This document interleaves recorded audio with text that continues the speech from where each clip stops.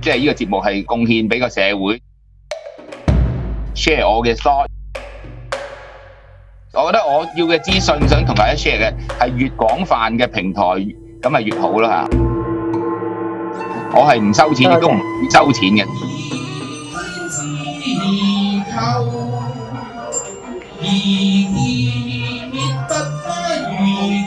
即係呢個節目，如果你覺得有教育性嘅更好啦。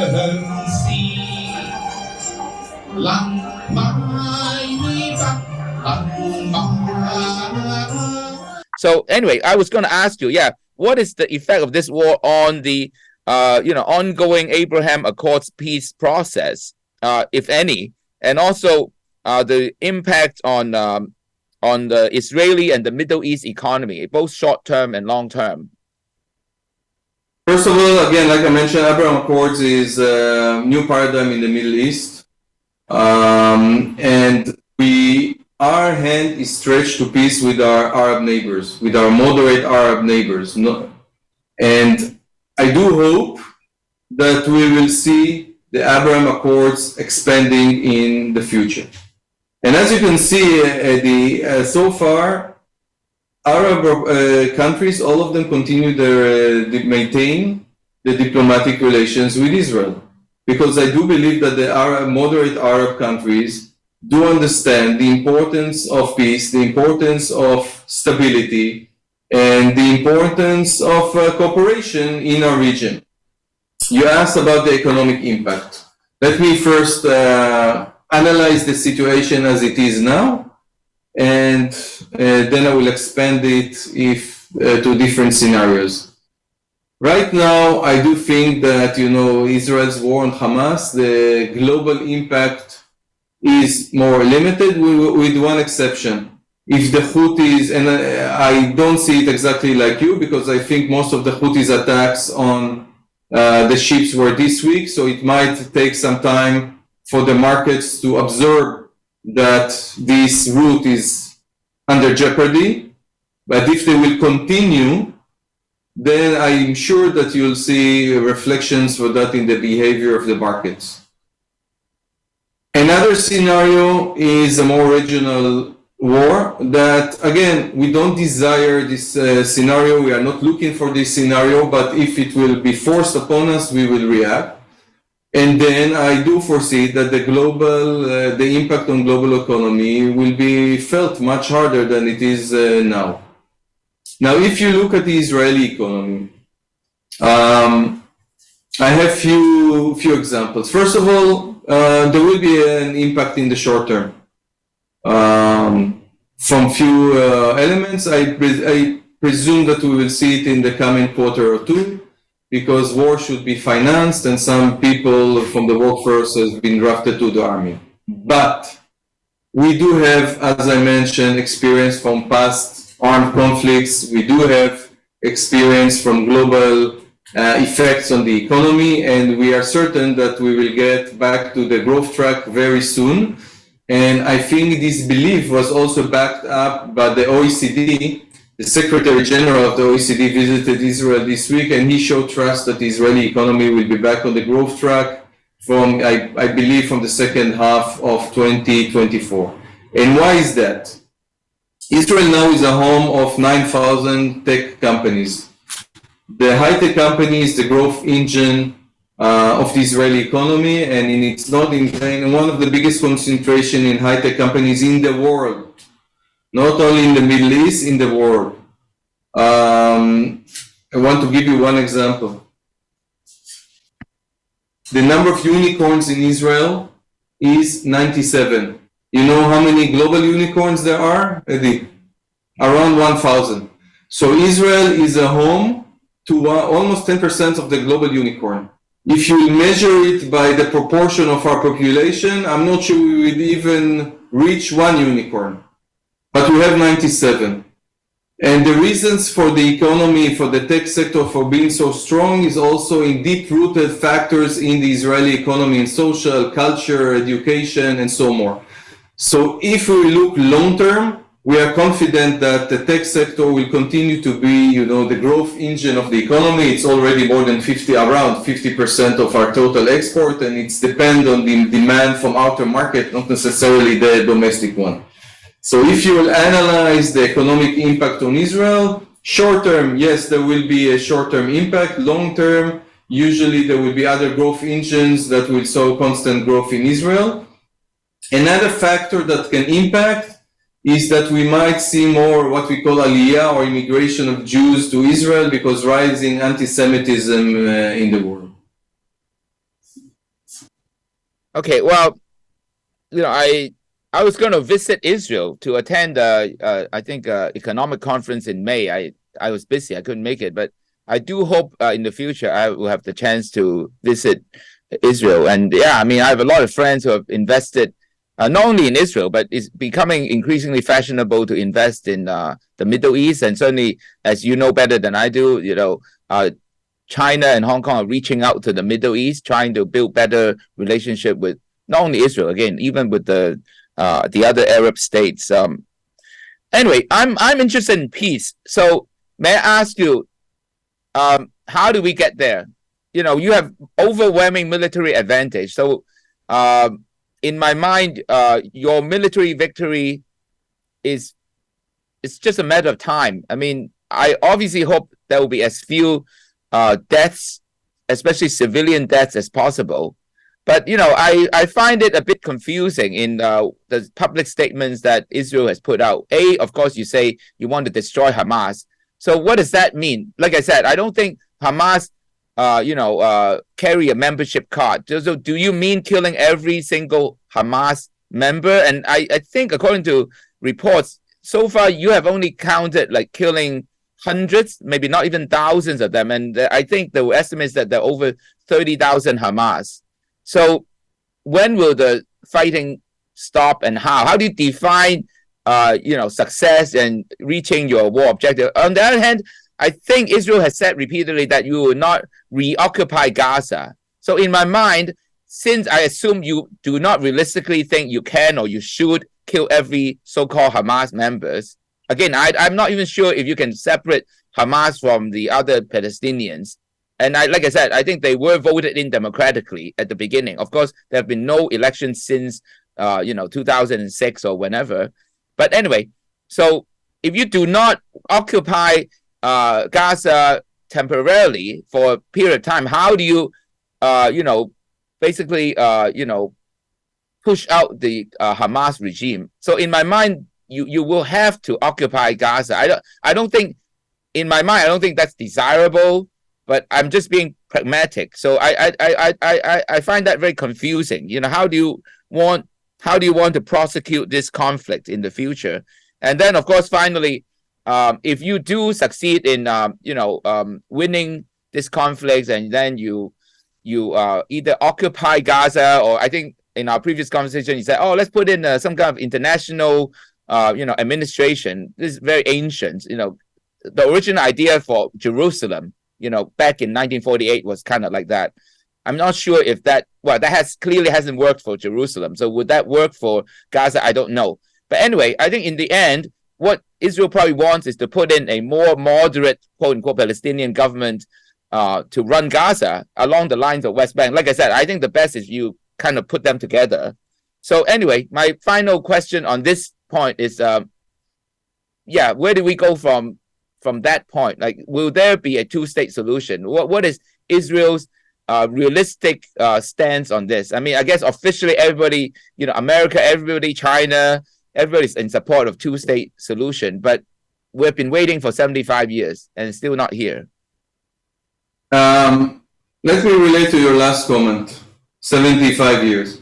And again, we will not dive into history, because if you will, you will understand that the Jewish people this year mark their year 5,783. So you understand how long is our history in the state of Israel. I have a friend at Hong Kong. Let me interject. I have a friend, academic at Hong Kong U, economist. He is building a database for 10,000 years of Chinese economic history. I'd be happy to have a look at that 10,000 years ago. 75 years ago, and you mentioned it, and we marked this date last week, the 29th of November. There was a UN resolution 181 that said what? Israel will be divided between the Jewish population and the Arab population. Jerusalem will stay under international rule. Who rejected it? The Arabs. Who embraced it? I mean, maybe not ideally, but embraced it? The Jewish population in Israel. Okay, then the day after hostilities began between the Jews and the Arabs in Israel. Then 6 months later, May, the British left, finished their mandate over mandatory Palestine, Eretz Israel, and evacuated, and immediately 5 Arab countries invaded Israel and started what we call as War of Independence.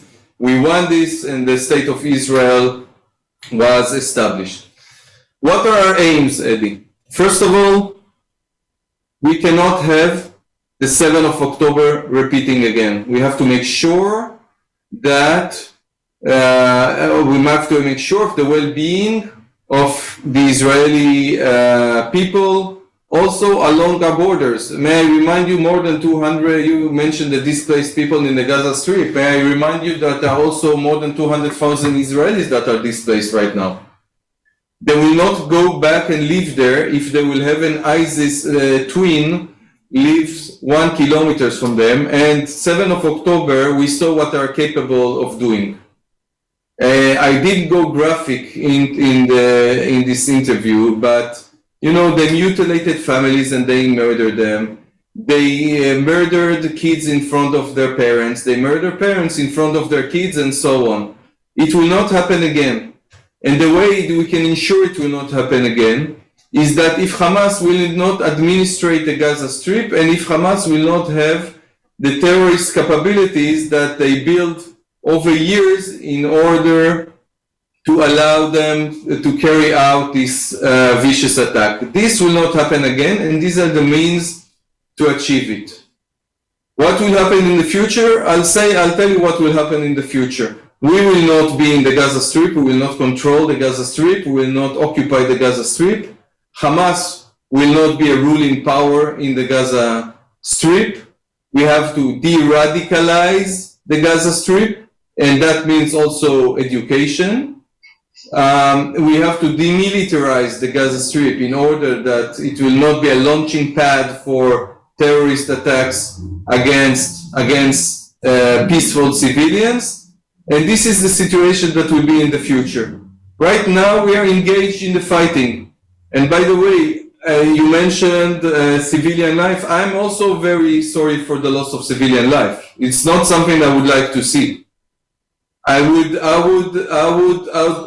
want to see Hamas off the Gaza Strip, and I think it will also be beneficial for the Gazan people in the long range. Because let me tell you a story, Eddie. In the year 2000, I visited Gaza, okay, as a diplomat. We had a visit in the summer of the year 2000. The Palestinian Authority already managed the Gaza Strip for 7 years. We were escorted by the Palestinian Authority. We were even drinking coffee close to the sea there. And we heard all their plans in order that the Gaza Strip will be developed from tourism point of view, from economic point of view. None of that happened. Why? Because of the terrorist attack that were carried out against Israel, and because Hamas took control of the Gaza Strip and took all this population as hostage. Did you ask yourself why in the West Bank the average Palestinian earns 4 times more than in the West Bank, than in the Gaza Strip? Because Hamas utilizes its income and utilizes the support, the financial support he got, not in order to better the life of the citizens there, but in order to plan and execute the 7th of October vicious attack and to build all the terrorist infrastructure. And we will not allow it to happen again. Well, this is exactly my point. I think, how can you de-radicalize or, reduce, eliminate the danger if you do not administer maybe it's not a nice word anymore, but if you do not occupy Gaza, at least for a period of time, I find that very confusing. But I think, anyway, can you comment on the longer term solution? I mean, like I said, I think Hamas is definitely a terrorist organization, but I think its rise is almost inevitable because given the circumstances, the 75 years of conflict, and, again, I think Israel has been having the upper hand because you have much stronger military. So it would be more surprising if there were no extremists among the Palestinian population. That's my point. So I think the only permanent solution, as called out by many countries, including China, is that the only permanent solution is a two-state solution. So would you like to comment on that? First of all, I have to say that Hamas is part of the problem. It's a part of the problem, like radicalization is part of the problem. How do you solve radicalization? It could be over time, it's through education, and it's through cultivating moderate voices and moderate power. So if you look at the Middle East as a whole, and don't only focus on the Israeli-Palestinian conflict, because it's not the only conflict in the Middle East. You have to also notice the conflict between radical Islam countries to moderate Islam countries. And I do believe that this conflict and this tension will be the one, or is the one, that holds the keys of the future of the Middle East. And by that also the keys to the solution of the Gaza Strip. May I remind you that in the past we were engaged in peace talks with the Palestinians, including very generous offers that we were given to them. We were usually answered by terror that was aimed indistinctively against civilians. So again, I do believe that the future and the future solutions are being held in eliminating all radical elements and reducing their ability to interfere and to distract and disturb, and by cultivating the more rational, moderate voices and countries in the Middle East. Final two questions, which are very important, actually. One is, I'm not making judgment, I'm just making an observation, is that in the words of Israel, these attacks on October 7 is as devastating as 9/11 plus Pearl Harbor to the U.S., right? I think in terms of proportional population killed, I mean, I think that is probably correct.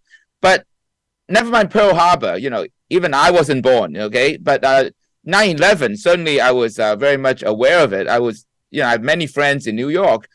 And immediately after that, America gained tremendous amount of sympathy from all around the world, including not only China, but even Russia. They all reach out to show sympathy and, in fact, helped them in the fight, the war on terror, basically.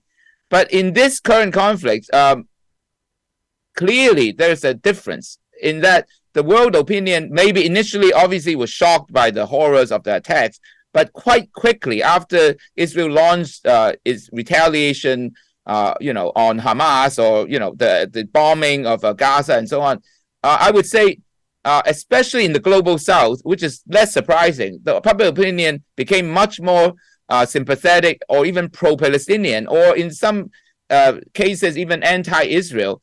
And I think to Israel's surprise and certainly anger, is that clearly even in the West, in Europe, and even in America, quite a lot of people, especially among the young, on university campuses, have become very vocal in their support of the Palestinian cause, and in some cases even, I guess, accused of being anti-Semitic, anti-Israel, or, although Semite, I think, historically is defined as both the Jewish people and the Arab people, but in the modern sense, I guess anti-Semitic means anti-Jews. So, yeah, may I ask you, what's your comment on that? I understand, maybe on the government level, most European governments and the American government is still strongly supporting Israel. but the people, especially the young people, seem to think differently. So why do you think that's the case? First of all, indeed, the 7th of October is the biggest terrorist attack in the history of Israel. If you judge it by the per capita, probably the biggest ever took place. It's the day where the biggest number of Jewish people were slaughtered since the highest number of Jewish people were slaughtered since the Holocaust. But I do think that a lot of countries do understand the necessity of fighting terrorism, and there are no other way to define what happened in 7th of October than cruel and barbarian terrorism against peaceful civilian, indistinctively launched against civilian. There were victims, either abducted, murdered, or injured of more than 50 countries. We had dozens of solidarity visits. I'm talking about official visits in Israel since. I don't think that, we saw rallies of support for the Palestinian cause, but we also saw a lot of rallies supporting Israel. In fact, a couple of days ago, there was the biggest ever rally of support in Washington, D.C. Rise of anti-Semitism and its anti-Semitism, it's a phenomenon that we need to regret on. It's bigotry, it's hatred, it's something that should not exist in the dialogue and in the people-to-people relations. And we do hope that government and academic institutions will put an end to that. You mentioned some of the universities in the West. I just want to share with you about a survey that I just read today, made in the University of California. A lot of students, young students, are chanting something that from the river to the sea, and Palestine will be free, which is called to annihilate the state of Israel. In the survey, they were asked which river, which sea. More than 60% of them didn't understand, and they didn't know. They gave answers of the Amazon, even Nile. So a lot of them, they have a little bit of moral confusement and moral ambiguity. They think that they are supporting freedom fighters. Well, in fact, when they understand... May I attempt the answer? I think it's Jordan River Jordan, right? Am I correct? You are, but most of the people do not know that. Okay. And what does it mean? It means the annihilation of the state of Israel. And when they did understand what does it mean, 70% of them rejected their previous chanting. Okay, so this is one. We do see radical demonstration in some European countries, mostly within Muslim communities. But again, I think that we all should understand that the fight against radicalization, against terrorists, is something shared by humanity and should be shared by humanity. Slaughtering families in their bed does not promote peace and stability in any case. So, just small follow-up is, what role do you think social media plays in this PR sort of war, or this struggle?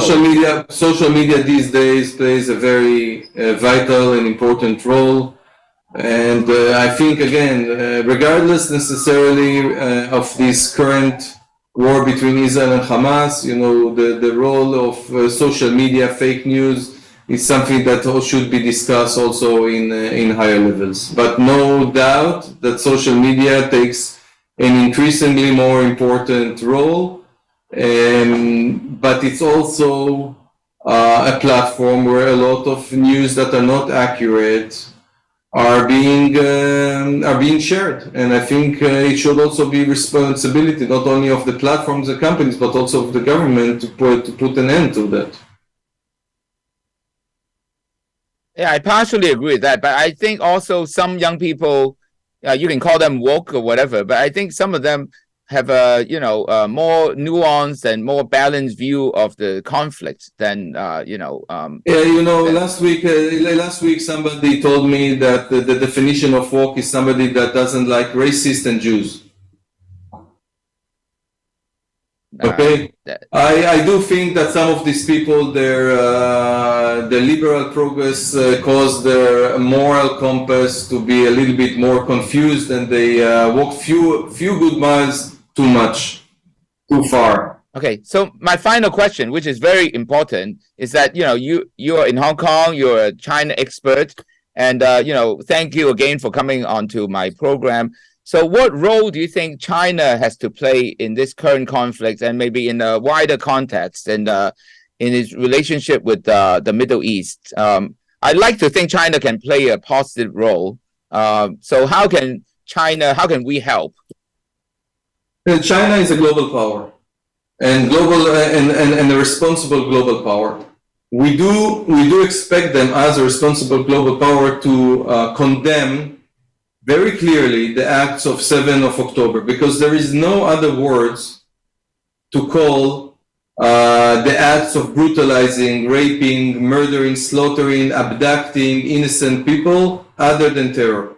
And I think this should be a ground for that. These acts should be condemned. And I think also China in its official policy paper also emphasized the importance of the fight against terror. And this is a fight against terror, what we are doing now. The way I would like to, I think China could have an influence, again, as a responsible and important player, is first of all, make sure that the Israeli hostages are being freed and released immediately, unconditionally. Again, we mentioned your orange tie. It cannot be, it's against all human nature to hold baby as a chip, as an hostage in a situation like that. We don't even know if it's being nourished. We don't even know what is their situation. China could have a role in making sure of their safe return to Israel. Another thing, I think they should pressure. China has relations with, I think, good relations with most of the Middle Eastern country. We should exercise more pressure on the radical elements of them, namely Iran, to make sure that this doesn't escalate into a regional war, and to make sure that Iran also pressure its proxies, for example, the Houthis, that they will not have an impact on global economy by hijacking vessels that are shipping in the Red Sea. I believe our Foreign Minister Wang Yi has called for the release of all hostages on all sides, and also I think he acknowledged. Eddie, what is hostages from all sides? We do not hold Palestinians as hostages. The Palestinians